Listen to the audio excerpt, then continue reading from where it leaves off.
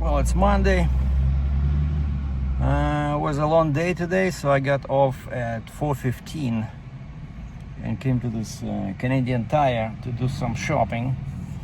In order of importance, got this descaling solution for $9 because my Keurig machine has that sign that flashes, descale basically, has too much stuff inside. So I got some coffee, Folgers, intensely dark. Those are unrelated to trucking, but what's really related and the most important purchase of the day is this. This is a painter's tape, and I was hoping to find this wide tape, because this one is not sticky. It's easy to apply and it's easy to cut and it's easy to take off. So from now on, I'll try to show you more machinery and equipment I'm dealing with, because I can mask the company tags on it because they're all over the place, and that's why I wasn't showing too much, because I don't want to show the company name. So, and it's hard to mask it digitally because I want to show different angles, right? So I'll be using this from now on. So stand by for some videos. Like today, it occurred to me I was loading a zero-turn scissor lift, like a small machine, but this guy is building a garage, and he's a homeowner, so not a contractor, and it's in the back alley. The access is through the back alley. But what's funny is that he builds the garage, but there's no ramp, it's concrete floor, and it's probably a foot high, and so he says, could you please put the machine right on the concrete? Okay, and there's nobody there, nobody to help me, or guide me or whatever. So I back in there, and this first, I think there was no structure at all. It was just concrete, right? So it was easier when I was dropping it off. But I think it was Saturday. But today they sent me to pick it up, and there's already a structure, like posts on the corners. And so, okay, so I back to that pad, and the alley is narrow, so I cannot go like this. So I have to back like this, and it was tricky. So of course you don't want to damage the newly built garage structure, right? And I thought that would be a cool video, just to show situation like this where you have to use some special skills, be smart about it. And of course, another thing that can happen is, first of all, you can damage something, right, with your bed, or because it's fresh concrete, and the bed, it's hydraulic, it pushes down pretty good, so it's easy to damage the concrete, and so you have to be careful. And then another thing that happened is that when I put the bed down, the end was still like this above the ground, because under the bed at the back I have a piece of frame, and so I figured, okay, I tried pushing, bringing the bed down more, and I was afraid I would damage the concrete. So what I did is I went back to the cab and I applied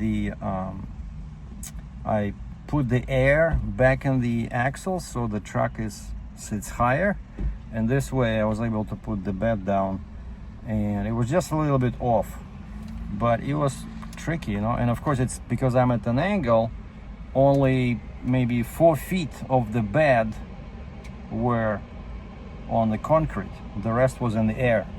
And so you have to be careful with this machine, it's this zero turn, they're very touchy, you have to be very gentle.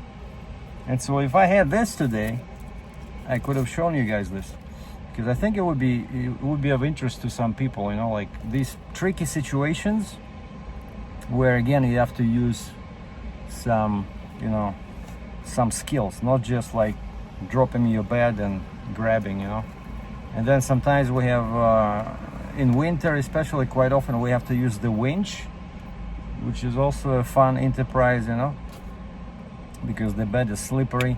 So yeah, so we'll try to show you guys more stuff and more machines, because we have quite a few cool machines that I never even knew existed, you know, like some very interesting engineering solutions that people created over the years to make construction easier, you know, like even like a simple trencher. It's a cool machine, you know, trencher with those teeth on the chain. And then there's all these tampers, you know. We have like 200-pound tamper, then we have 500-pound tamper, and we have 1,000-pound tamper. Man, and they really weigh that much, you know. They use them to pressure, put pressure on let's say on gravel or whatever, on little rocks where they want them, you know, dense. So yeah, quite a few interesting machines. So I figured, why not show them, you know? And so now it's 20 minutes to 5. Mondays are usually dead for Uber, but I just got some gas. It's $1.37 per liter today at Shell, and I got 91, which is not the highest, but it's in the middle. Like our basic is 87, right? And then 91, and then we have 93 and 94. And actually I should have gotten 93 because the difference in price was only 6 cents. Actually my 91 was $1.61, I think. $1.61, but basic 87 is $1.37. That's what I said, right? All right, so basically I'm gonna start Uber and see if I can make a couple of bucks on the way home. But again, this is Monday. Usually Mondays are dead, but you never know. Every day is different. And then also Wednesday, I have a last customer of the summer for my Durango. He just takes it for a few days. So tomorrow, actually it's Tuesday, yeah, so tomorrow I'm gonna take Durango to work, and on the way home I'm gonna stop at my favorite coin car wash and clean out the car. This guy, the previous customer, he went to Banff and all those resorts. So I see the front of the car is full of dead bugs, like lots of them, and sometimes they're quite difficult to remove, you know, because they, you know, when they drive fast and these bugs just smash into the paint, you know. But yeah, the front of the Durango now looks like semi-black, you know, not white anymore. So yeah, I'll have to take care of that tomorrow. So anyway, so let's start Uber and see what happens. Thanks for watching.